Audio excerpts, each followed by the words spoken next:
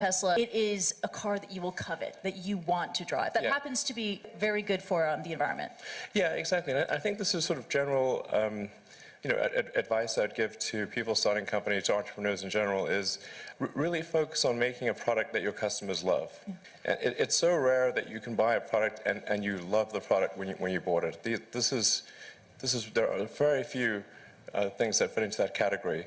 And if you can come up with something like that, your business will be successful for sure. But it is generally true that innovation comes from questioning the way things have been done before. Yeah. And if in the education system you're taught not to do that, that will inhibit entrepreneurship. There's colonies elsewhere in the solar system and ultimately extend beyond our solar system.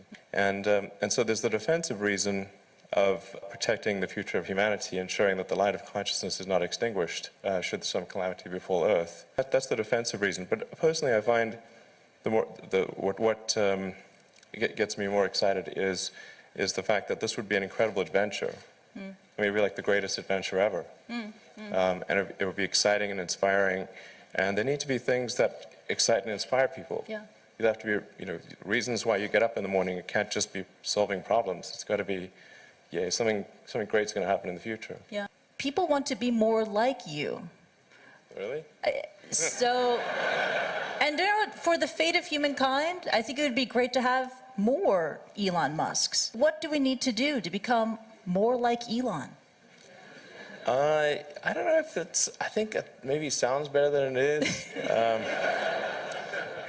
There's a friend of mine who's got a great saying about creating a company. Trying to build a company and have it succeed is like eating glass and staring into the abyss. Well, so, what tends to happen is it's sort of quite exciting for the first several months of starting a company. Yeah. And then reality sets in, things don't go as well as planned, customers aren't signing up, the technology or the product isn't working as well as you thought. Yeah. And then that can sometimes be compounded by a recession, and it can be very, very painful for several years. Frankly, starting a company, I would advise people to have a high pain tolerance. Yeah, yeah. Do you fear that maybe in this generation or the younger generation that they don't have that perseverance and grit to take on these really tough challenges?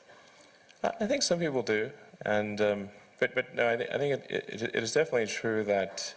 Maybe there are occasionally companies that get created where there's not an extended period of extreme pain, but I'm not aware of very many of such instances. So, but I do think that new great entrepreneurs are born every day, and we'll continue to see amazing companies get built.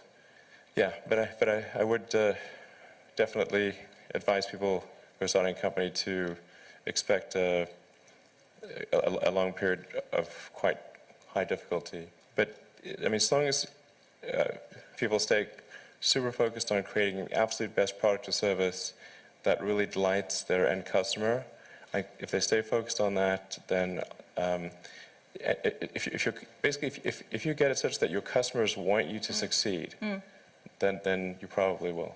All right. You have to focus on the customer and delivering for them. Yeah, make sure if your customers love you, your odds of success are dramatically higher. Yeah, so I noticed I picked up two kind of themes from what you were discussing. One was somewhat audacious goals, and the other was, I don't think I heard you use the word profit in anything that you spoke about. You seem to be, each thing is pointed at like reinvigorating an industry or bringing back space missions. How much of your success do you attribute to having really audacious goals, or versus just not being focused on the short term, money coming in or investors? Unfortunately, one does have to be focused on the short term and money coming in when creating a company, because otherwise the company will die. So I think that a lot of times people think like creating a company is going to be fun. I would say it's not. It's really not that fun. There are periods of fun, and there are periods of where it's just awful. And particularly if you're the CEO of the company, you actually have a distillation of all the worst problems in the company. There's no point in spending your time on things that are going right. So you only spend your time on things that are going wrong. And there are things that are going wrong that other people can't take care of. So you have like the worst you have a filter for the crappiest problem in the company, the most pernicious and painful problem. So I wouldn't say I think you have to feel quite compelled to do it, and have a fairly high pain threshold. And there's a friend of mine who says, like, starting a company is like staring into the abyss and eating glass. There's some truth to that. The staring into the abyss part is that you're going to be constantly facing the extermination of the company.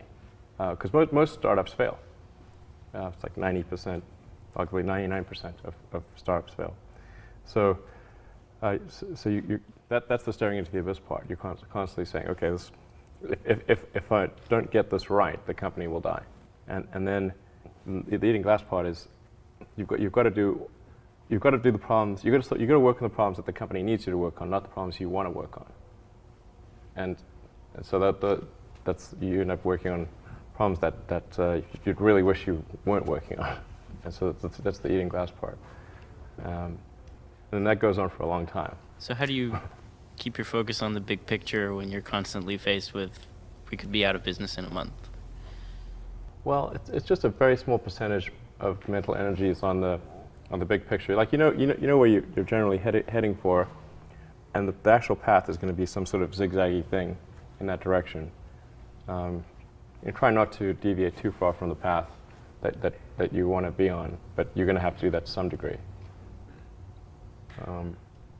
But I don't want to diminish the. I mean, I think the profit motive is a good one if the rules of an industry are properly set up. So there's nothing fundamentally wrong with profit. In fact, profit just means that people are paying you more for whatever you're doing than you're spending to create it. That's a good thing. and if that's not the case, then you'll be out of business, and rightfully so. Because you're not adding enough value. Now, there are cases, of course, where people will do bad things in order to achieve profit, but that's actually quite unusual. I mean, because usually the rules are set up mostly correctly, like not completely, but mostly correctly. How do you spend your days now? Like, what do you allocate most of your time to? My time is mostly split between SpaceX and Tesla, and of course I try to spend a part of every week at OpenAI. Basically half a day at OpenAI most weeks. But other than that, it's really SpaceX and Tesla. And what do you do when you're at SpaceX or Tesla? Like, what does your time look like there? Yeah, so that's a good question.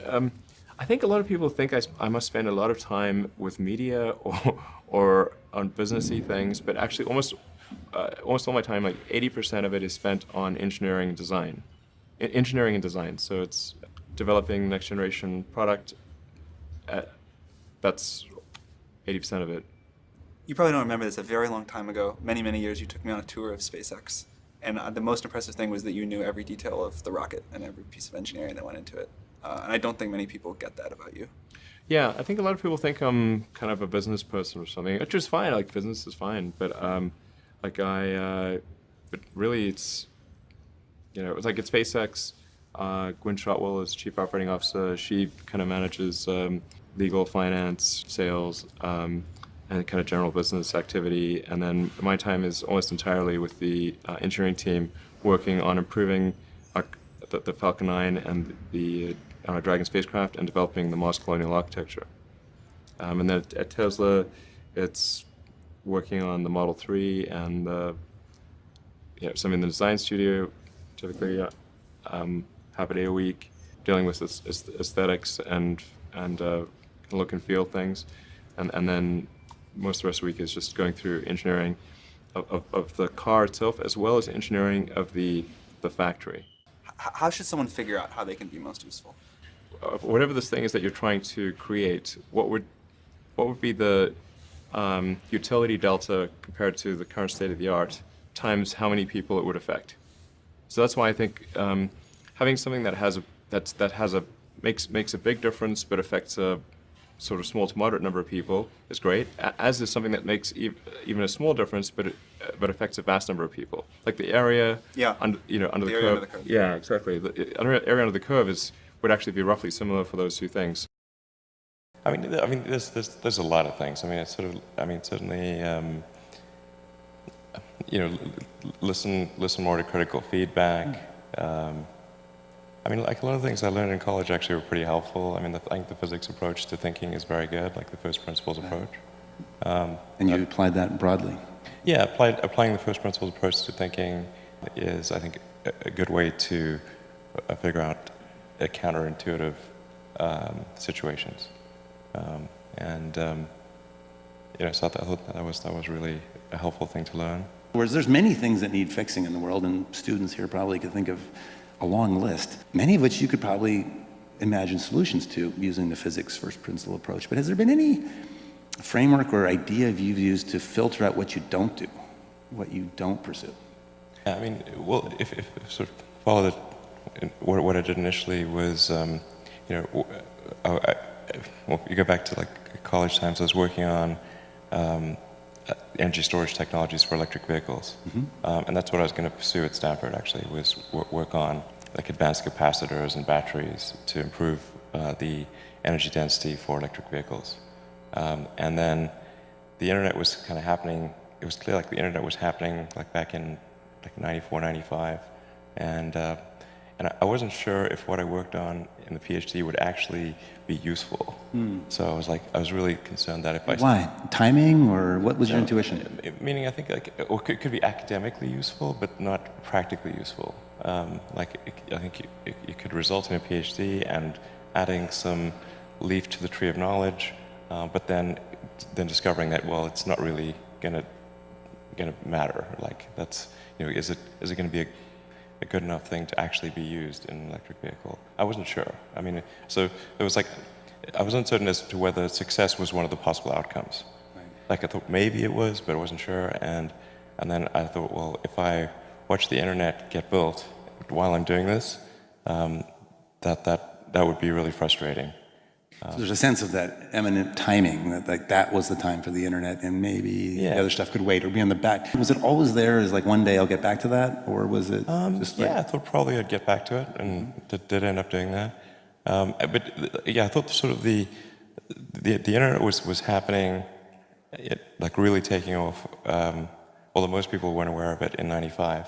And so I figured like electric vehicle technology, energy storage technology, there'll be some sort of natural progression in that, and I could come back to it later.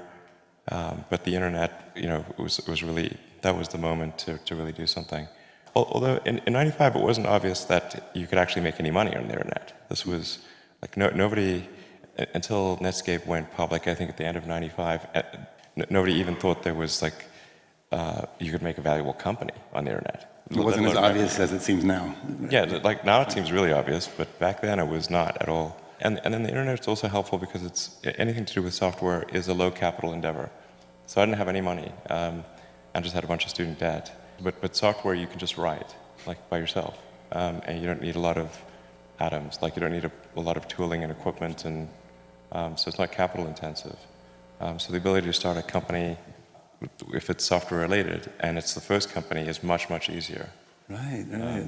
And yeah. It seems obvious now, but of course, the easier place to start, and then as you gain more of a personal reputation and have more personal capital, as some may or may not know, SpaceX was entirely funded by Elon for its first period, partially from, and in an era when others probably wouldn't have funded it, right, in those earliest days. Well, and actually, I mean, what the precursor to SpaceX was not, the idea wasn't really to create a company. It was to try to figure out why we hadn't sent people to Mars. Going from PayPal to sort of the next thing, I was sort of thinking, well, is there some way to reignite the dream of Apollo? That says you have a useful company. But in a high growth scenario, you have a lot more inputs for future outputs, so that you have negative cash flow and lack of profitability, and which we currently have at Tesla. But in the long term, of course, that has to be fixed. There can't be negative cash flow in the long term, and that there needs to be a net positive output, which is sort of profits in the long term. But in the short term, when there's high growth, it isn't the most sensible thing. When you have this thing that every employee and customer knows is the purpose of the company, how do you see that flowing through to benefits for the company? I think having a purpose certainly is going to attract the very best talent in the world, because If people can, if there's something that's intrinsically enjoyable and the financial rewards are good, but then also it's something that's going to genuinely change the world, then I think that's a pretty powerful motivator. But I don't think like everything needs to change the world, you know? I mean, honestly, like there's lots of like useful things that people do, and I mean, I think really it should be like a usefulness optimization. Like just say like, is what I'm doing as useful as it could be?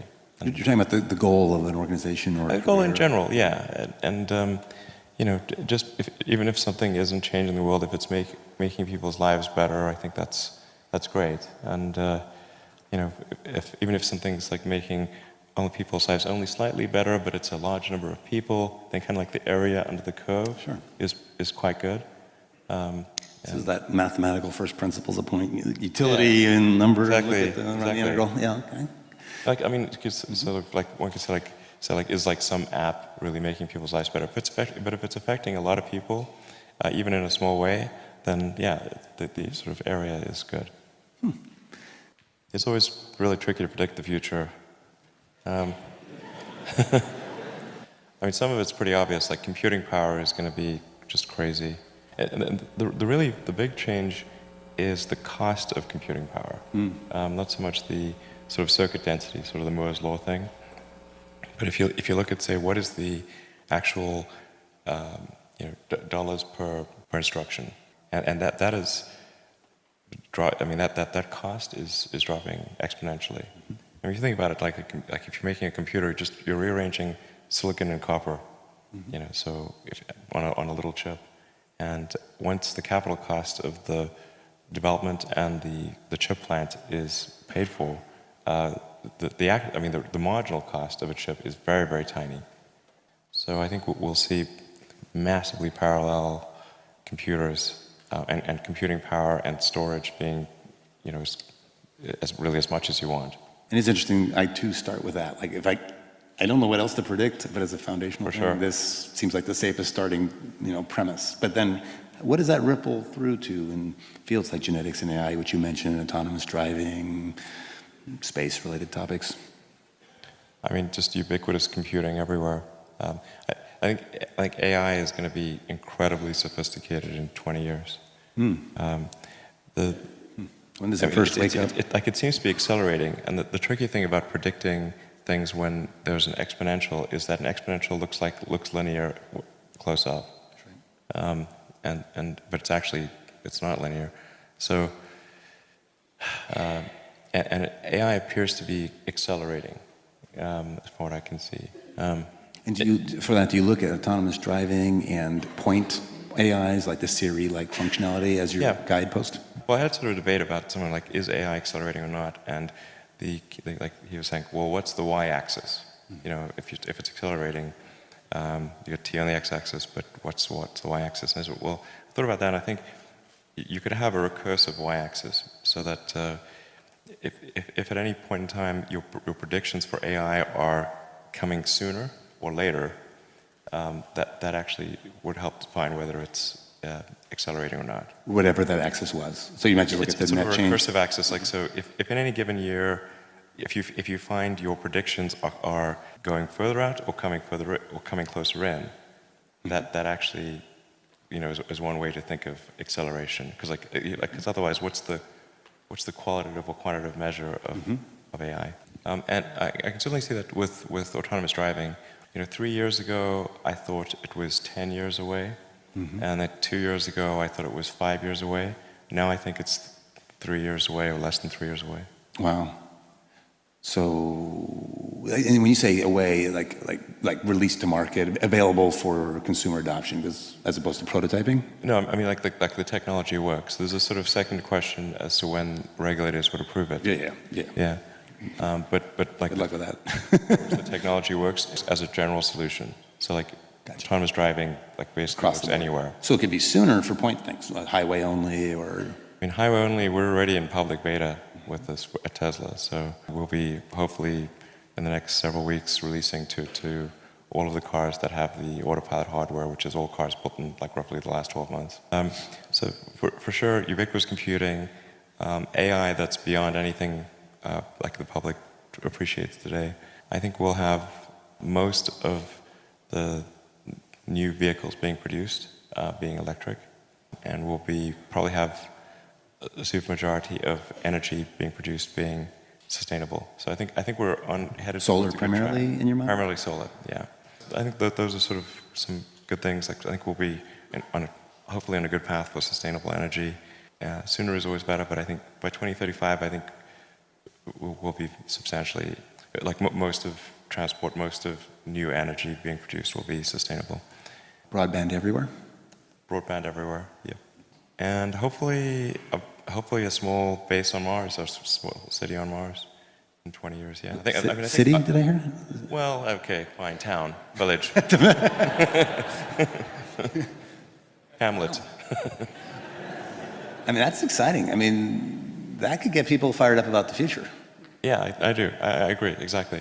I mean, so for sure, Mars and sustainable transport and like those items, I think are really, and sustainable energy, those are, I think, really cool things. I mean, in terms of getting excited about it, I mean, it's like, I think we'll probably start seeing like more like truly cyborg activity, like human brain like brain-computer interfaces. Okay. Like there's Alongside the AIs that are purely synthetic? Yeah, I think so. It's the only way we can relate, I think, and have a conversation. Yeah. I mean, there are amazing things happening these days. Like they've been able to figure out how to do an artificial hippocampus in rats and monkeys, and now they're looking at doing that to solve severe epilepsy. About half of severe epilepsy cases originate in the hippocampus, and by having sort of an artificially augmented hippocampus, they can actually solve, I believe, the severe epilepsy cases. Other board members asked, and maybe in a cheering up kind of method, with some quoting Bill Gates or somebody that said, if you haven't failed, then you're not learning, or it's a paraphrase of the quote. And I remember your reply, and I have it written as a quote because I want to put it on a placard. Given the options, I prefer to learn from success, which I think is a great comeback. And so I guess I was curious in general, what do you think of the Silicon Valley mantra of fail fast, fail often, or as Esther Dyson says, always make new mistakes, as if failure is the crucible of learning? I'm curious if you had any further thoughts on that, and that maybe off-the-cuff comment you made out there. Well, I mean, there are many that sort of, I mean, I think there's like some entropic basis for this. Like there are many more ways to fail than to succeed. So you have to explore, I mean, particularly like for a rocket, there's like 1,000 ways to think and fail, and like one way it can work. So you could have a lot of rocket failures to explore all the ways in which it could fail. But I do think that one great thing about Silicon Valley is failure is not a big stigma. So it's like if you try hard and it doesn't work out, that's okay. Like you can learn from that and do another company, and it's not a big deal. And I think that's really one of the great things about Silicon Valley. Interesting. Do you also, I'm curious if either on the, well, it seems to me that on the system design side, you can accommodate a likely failure of subcomponents, and so much of the elegance of, let's say, a Falcon 9 or a Falcon 9 Heavy as an ultimate incarnation of this vision of how the rocket should be built, to say, hey, parts will fail, but here's how the system can succeed. And I'm curious if there's any other thoughts along that, how to accommodate anticipated failure, and then also maybe managerially, is there ways that you motivate the team either in advance of failure to coach them on, hey, this is going to happen, or in the aftermath of failure to get them fired up to solve it and move forward when it might be dark times? And like, for example, notions like failure to launch, exploding on the pad, there's all these, it's a very visual, it's public spectacle when you have a setback in the rocket industry. And I'm curious how you manage around failure. I mean, I think it's like quite painful and difficult, honestly, and it feels terrible. The company is sort of looking to, me to, rally them, and so I do. But I honestly feel super bad. It's like a punch in the gut. Yeah. Yeah. I remember it's almost like like the stages of grief. I remember it. Yeah. I mean, it's particularly with rockets. It's just space is hard, and rockets tend to fail, unfortunately. And even when you've got like a lot of really smart people working super hard to minimize the probability of failure, it's still there, and it's quite significant. And people have asked me like, well, why are rockets especially hard? And the part of it is like everything has to work the first time. Like there's no, you can't do a recall, you can't patch it. it's like 9 minutes to orbit or it's over. And then you can never test the rocket completely in the environment that it's actually going to experience. So you can't fully recreate something that's moving super fast in a vacuum on the surface of Earth. Like you can only really recreate that in space. Is that a limit of the simulation tools? Pardon me? Is that a limit of the simulation tools today, or is that a fundamental? Yeah, absolutely. If there's any error between the simulation and reality, and there's always some amount of error, then that can result in a failure. It's a really, really tricky one. It's like, in a software analogy, it would be like if you had to write a whole bunch of software modules and you can never run them together, and you couldn't run them on the target computer. Like when you're testing them, you'd have to test them individually and not in the actual computer that they're going to run on. Gotcha. Then you put all the modules together, run it for the first time in a completely different or very different computer, and it has to run with no bugs. That is difficult. Yeah. The software analogies to rocket design are deep. The modular reuse, I mean, there's many of these. Like, those who aren't familiar, it's not like this is an aerospace engineer by traditional training coming, but is in fact radically changing the industry. I think applying a CS perspective to industry after industry, and like how would a computer scientist or a physicist approach the problem, which oftentimes is a solution very unlike the industry incumbents. There's a certain elegance to it, at least from the outside. What do you look for in design? And related, if you'd like, what do you look for in art? Design might be more immediately relevant, but I mean, you want to make something beautiful. You want to trigger whatever fundamental aesthetic algorithms are like in your brain. You have, I think, some intrinsic elements that represent beauty, and that trigger the emotion of appreciation of beauty in your mind. And I think that these are actually relatively consistent among people. I mean, not completely. Some people not everyone likes the same thing, but there's a lot of commonality. But I think it is important to combine aesthetic design with functionality. Like if you say, like, what was really hard about, say, the Model S or the Model X, was to combine aesthetics and utility. So to balance the two. You can make a car look very good by giving it sort of certain proportions, like making it sort of low and slim, and if you do that, the utility is significantly affected. So the big challenge with the Model S was trying to figure out how do we get 5 adults plus 2 kids, because we want to have sort of a 7-seater. The big challenge with the S was having a car that had a high utility and looked good, and the same with the X. So to make a sports car look good is relatively easy, but to make a sedan look good or an SUV look good is quite difficult. And I think another principle is you want to have it feel bigger on the inside than it looks on the outside. And that's also a really hard thing to do. And then really pay attention to the little details, the nuances of design and shape and form and function, and the way it looks in different lights. And when something's off, the little thing, how do you experience that? it drives me bananas. Yeah. I mean, the problem is, like, if you can train yourself to pay attention to the tiny details. I think almost anyone can. Although this is a very much a double-edged sword, because then you see all the little details, and then little things drive you crazy. But like most people they don't consciously see the small details, but they do subconsciously see them. Like you sort of, your mind takes in a gestalt of the overall, an overall impression, and you know if something is appealing or not, even though you may not be able to point out exactly why. And it's a summation of these many small details. So most of us experience it as oh, I think that's ugly, or I think that's beautiful, or like, wow, that's elegant, but Yeah. you can't break it down. You mentioned something in passing, like you can train yourself in this, though? Yeah, you can train yourself, I think. You can make yourself pay attention to why.